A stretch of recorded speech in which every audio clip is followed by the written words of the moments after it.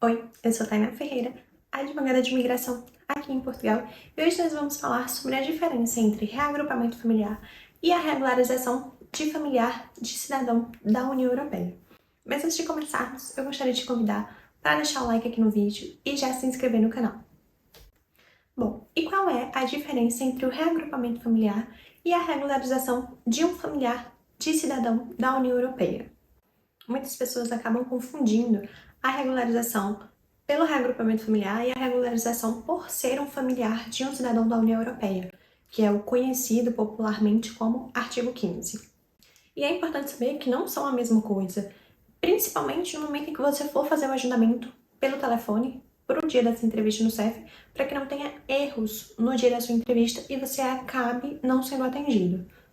Agora eu vou falar sobre a diferença entre eles. O reagrupamento familiar, de forma bem simples para que vocês entendam, é a regularização entre estrangeiros. Então, por exemplo, um brasileiro reside aqui em Portugal, ele já tem a autorização de residência, já tem o títulozinho de residência para residir aqui, e ele tem esposa e filhos. Então, ele pode reagrupar essa esposa e filhos. Ele é um brasileiro e os familiares também são. Então, ele pode reagrupar. Através de reagrupamento familiar, são estrangeiros se regularizando.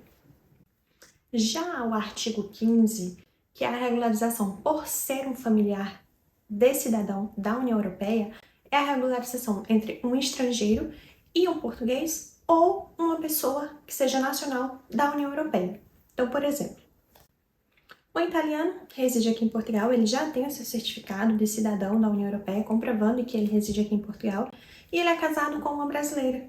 Essa brasileira, ela vai se regularizar por ser familiar de um cidadão da União Europeia, porque ele é um italiano e reside aqui em Portugal.